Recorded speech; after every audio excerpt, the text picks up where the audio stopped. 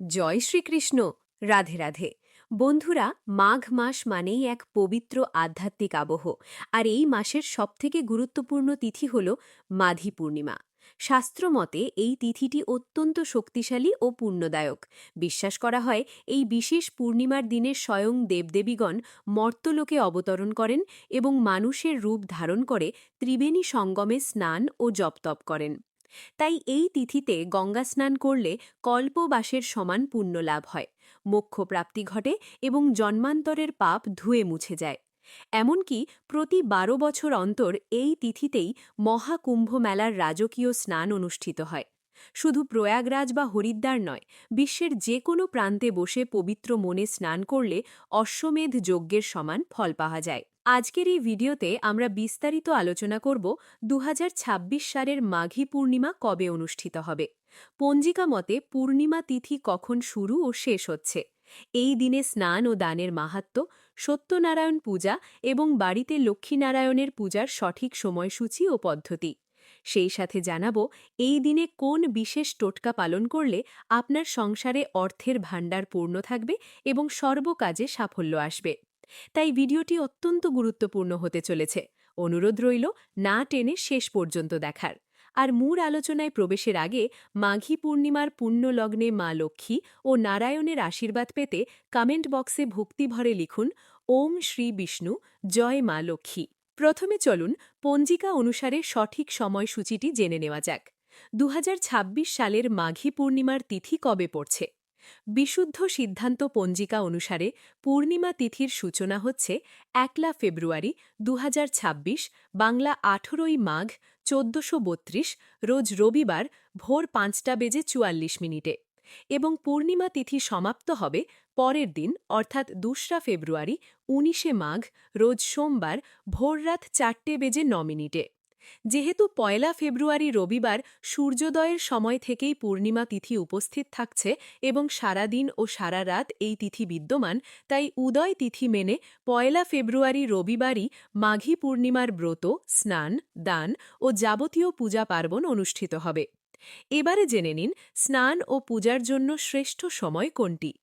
১ ফেব্রুয়ারি রবিবার সকাল ৫টা ৪৫ মিনিট থেকে বেলা ১১টা ৩০ মিনিট পর্যন্ত গঙ্গা স্নানের জন্য অত্যন্ত অমৃত যোগ রয়েছে।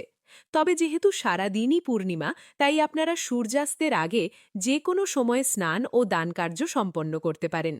যারা বাড়িতে শ্রী সত্যনারায়ণ ব্রতকথা পাঠ বা পূজা করতে চান, তাদের জন্য শুভ সময় হল বিকেল ৪টে ২০ মিনিট থেকে সন্ধে ৭টা ৩০ মিনিটের মধ্যে। আর যারা সকালে নিত্য পূজা বা লক্ষ্মীনারায়ণের বিশেষ পূজা করবেন, তারা চেষ্টা করবেন দুপুর ১২টার আগেই পূজা সম্পন্ন করতে। আর যদি পুরোহিত মশাইকে দিয়ে পূজা করান, তবে তার নির্দেশিত লগ্ন অনুযায়ী পূজা করতে পারেন।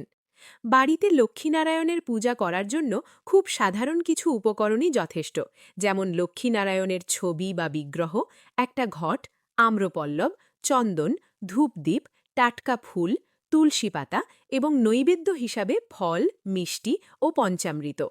সকালে স্নান সেরে শুদ্ধ বস্ত্র পরিধান করে পূজায় বসুন। ঠাকুরের আসনের সামনে একটা ছোট্ট চৌকিতে লাল বা হলুদ রঙের নতুন কাপড় বিছিয়ে দিন। তার উপর সুন্দর করে চালের গুঁড়ো বা খড়িমাটি দিয়ে আলপনা আঁকুন। ঘট স্থাপনের জায়গাতেও আলপনা দেবেন। এরপর ভক্তি ভরে লক্ষ্মী ও নারায়ণের বিগ্রহ স্থাপন করুন। প্রথমে বিঘ্নহর্তা গণেশজির পূজা করবেন।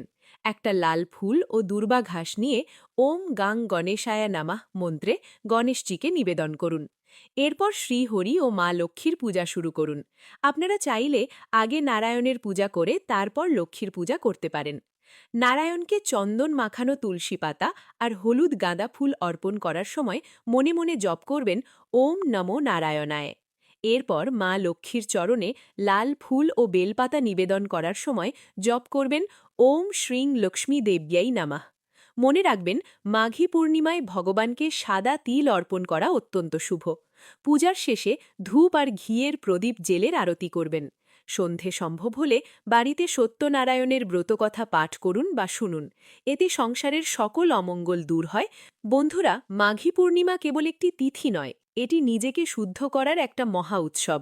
ভক্তি ভরে লক্ষ্মী নারায়ণের সেবা করলে আর তিল দান করলে আপনার জীবনে কখনো অর্থের অভাব হবে না, পারিবারিক শান্তি বজায় থাকবে। আজকের এই তথ্যগুলো যদি আপনার উপকারে আসে তাহলে ভিডিওটিতে একটা লাইক দিয়ে বন্ধুদের সাথে প্রচুর শেয়ার করুন, যাতে তারাও এই পুণ্যতিথির সঠিক তথ্য জানতে পারেন। সনাতন ধর্মের এমন আরও গুরুত্বপূর্ণ ভিডিও পেতে আমাদের চ্যানেলটি সাবস্ক্রাইব করে পাশে থাকা বেল আইকনটি প্রেস করে রাখুন। খুব শিগগিরই দেখা হচ্ছে নতুন কোনো ভিডিওর সাথে। ততক্ষণ সবাই ভালো থাকুন, সুস্থ থাকুন। ঈশ্বর আপনাদের মঙ্গল করুন। ধন্যবাদ। জয় শ্রীকৃষ্ণ।